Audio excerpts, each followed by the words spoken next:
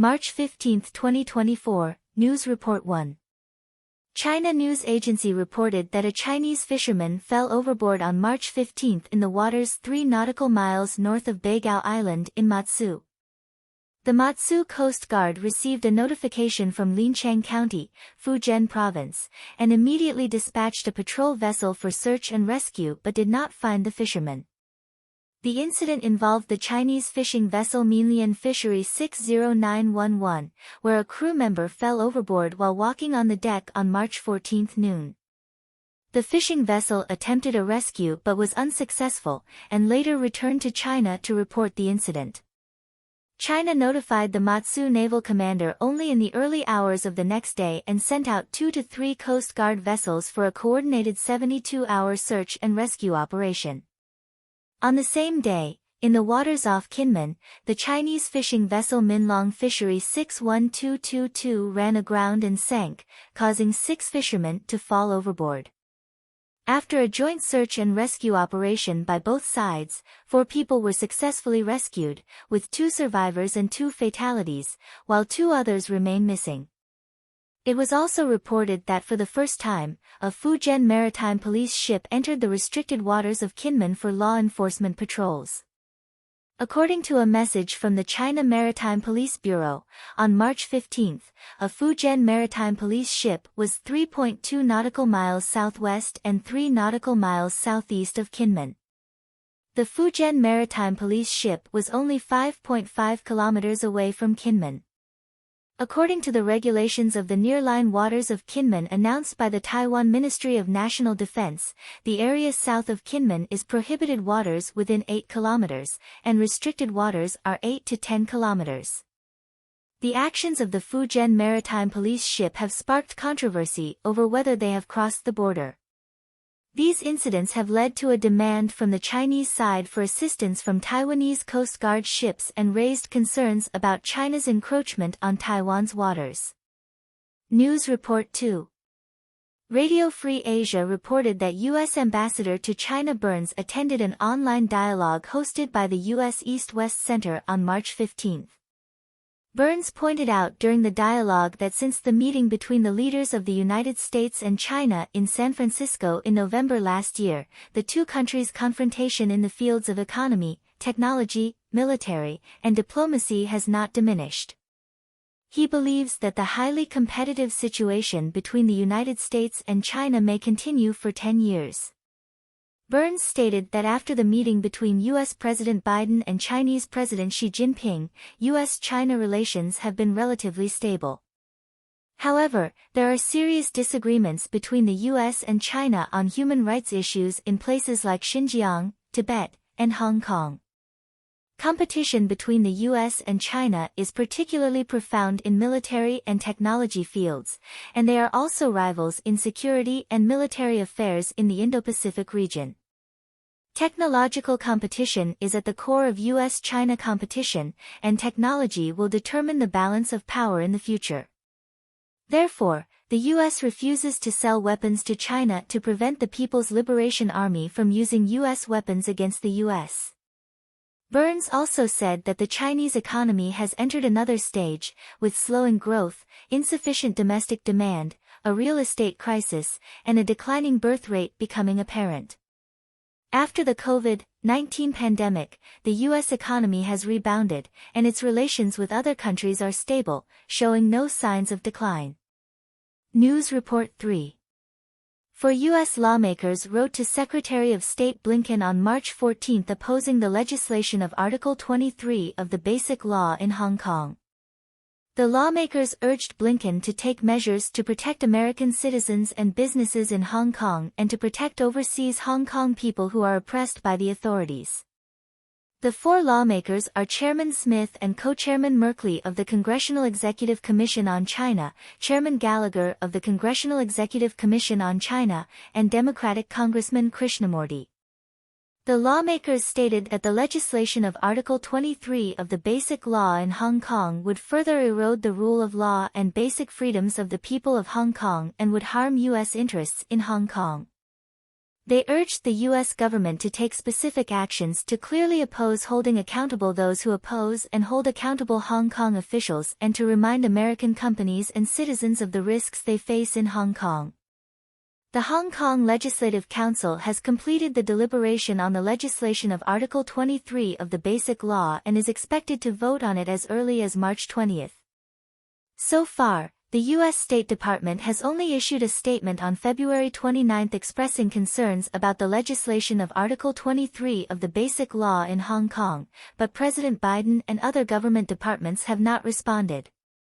The U.S. government's inaction could harm U.S. corporate interests, leading to consequences they would regret deeply. News Report 4. The Federal Communications Commission, FCC, announced on March 14 that it is investigating whether the use of Russian and Chinese satellite systems by U.S. mobile phones poses a security threat. According to FCC regulations, U.S. phones can only handle signals from U.S. and European Galileo satellites. However, some U.S. phones can now directly receive signals from the Russian GLONASS satellite. The FCC has requested information from smartphone manufacturers such as Apple, Google, Motorola, Nokia, and Samsung. These manufacturers' smartphones account for over 90% of the U.S. smartphone market. Chairman Gallagher of the Congressional Executive Commission on China stated at a recent meeting that after Russia invaded Ukraine in December 2022, smartphones using the GLONASS satellite system had problems in border areas of Ukraine. This incident raised questions about the safety of U.S. phones using the GLONASS satellite system signals. The FCC may have imposed new phone bans, prohibiting unauthorized foreign satellite signals. The U.S. Senate Foreign Relations Committee held a hearing on March 14 on the strategic significance of the U.S. in Pacific Island countries. Pacific Island countries provide channels for U.S. actions in the Indo-Pacific region, but China is engaging in police cooperation and enhancing its economic influence in these countries. Assistant Secretary of Defense for Indo-Pacific Security Affairs Ratner stated that China is using a range of coercive tools to try to weaken U.S. long-term partnerships in the Pacific region.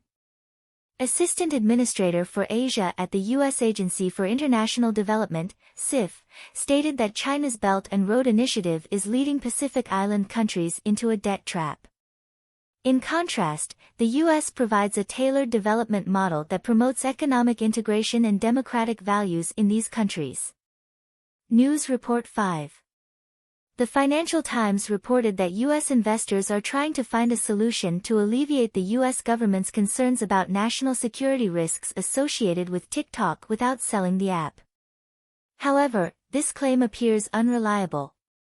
In fact, the U.S. government is not just concerned but wants to separate TikTok from ByteDance. The U.S. government is concerned that TikTok, under ByteDance control, could influence the U.S. political situation, which is unacceptable to the U.S. government and Congress. Investors, including the U.S. Pan-Atlantic Investment Group and Sequoia Capital, have proposed two solutions. The first solution is for TikTok to join forces with a U.S. technology partner to protect the data of American citizens and ensure that no information is processed or monitored by the Chinese side. However, the feasibility of this plan is questionable because ByteDance has failed to comply with past commitments. The second solution is to spin off ByteDance's global business into a new company, but this plan was declared dead after President Biden took office. The investors' solutions have not been successful, and now they can only wait for the U.S. Senate to pass a bill and the president to sign an order to directly separate TikTok, letting it resolve the issue itself. News Report 6. According to Agence France-Presse, the French Parliament passed a bill on March 14 aimed at combating low-cost fast fashion. The main measures of the bill include banning the cheapest textiles from advertising, imposing an environmental tax on low-cost goods, and fining brands that have environmental consequences. France has become the world's first country to legislate against fast fashion. French parliamentarian Véronique Hammer said the textile industry is a highly polluting industry, accounting for 10% of greenhouse gas emissions and being a major source of water pollution. She specifically mentioned Zara, pointing out that the company introduces 7,200 new garments every day, making it a representative of low-cost fast fashion. Currently, the French clothing market is flooded with cheap imported clothing, leading to many local brands going bankrupt, so it is necessary to introduce such laws to regulate the market. News Report 7. Data released by the People's Bank of China shows that in January and February, RMB loans increased by 6.37 trillion yuan, the scale of social financing increased by 8.06 trillion yuan, and M2 increased by 8.7%. However, the People's Bank of China did not separately publish data for February, which has raised some questions. Some opinions believe that this practice is strange because the People's Bank of China usually publishes data monthly, but this time it did not even publish data for February, making the situation unusual. However, if we look at the data for January, we will find that RMB loans increased by 1.45 trillion yuan in February, a decrease of 70% from the previous month, while the scale of social financing also decreased by 76%, and the growth rate of M2 remained unchanged. This kind of decline is reasonable to some extent because banks usually re-examine loans in January, which leads to a historically high loan volume in January. Although the decline in February is reasonable to some extent, its magnitude is so great that the People's Bank of China dare not publish this data, which has raised some questions, suggesting that this may be due to habitual concealment of the truth. News Report 8. During the questioning session of the Taiwan Legislative Yuan on the afternoon of March 15, there was some confusion. Legislative Yuan President Han Kuo-yu found that the next legislator scheduled for questioning was absent and announced a recess. The absent legislator was supposed to be the Kuomintang's Lo Mingsai, but he did not attend. Democratic Progressive Party legislators were dissatisfied and protested in Han Kuo-yu's office. Seeing this, Han Kuo-yu invited them into the office for a half-hour discussion. This incident has sparked some controversy, with some believing that Han Kuo-yu's actions were disruptive. He knew that the next legislators were all from the Democratic Progressive Party, but still chose to announce a recess, which was interpreted as a disruptive move. Some have likened Han Kuo-yu to the Communist Party, believing that he is good at causing disruptions but not good at accomplishing things, making him a disruptor. News Report 9. According to a report from CCTV, a serious traffic accident occurred in Dongli District, Tianjin, involving a collision between a coach and a bus. The accident resulted in the death of the coach driver and injuries to 37 high school students on board. The accident occurred during the morning rush hour when the coach, while overtaking on the non-motorized vehicle lane at the intersection of Jinghan Road and Jingsan Road, collided with the bus, causing both vehicles to catch fire and burn. The report mentioned the safety issues of electric vehicles in China. Chinese buses generally use electric vehicles, and some battery products have safety hazards and do not meet quality standards. Tianjin replaced all buses with electric vehicles at the end of 2020. Yinlong, a company from Guangdong, is one of the companies that provide new energy electric vehicles. However, the report also pointed out that China cancelled the subsidy for electric bus operation in June 2022, leading to insufficient local financial subsidies and failures of some electric buses in some areas. This accident has raised concerns about the safety of electric vehicles, especially the attention to battery quality and vehicle safety standards. News Report 10. On March 15, McDonald's ordering system experienced a global failure, affecting McDonald's stores in China, Taiwan, Hong Kong, Japan, Australia, New Zealand, and other places. At the same time, there were also system failures in the UK, Germany, the US, and other places. The malfunction was first discovered in Asia, where customers were unable to order via the online app after noon, and self-service ordering and payment machines in restaurants were also not working. McDonald's in Hong Kong adopted manual order taking and only accepted cash. McDonald's in Japan also used manual ordering. The malfunction of McDonald's ordering system has sparked discussions on Weibo. It is worth mentioning that only McDonald's in India, Indonesia, and Thailand were not affected in Asia.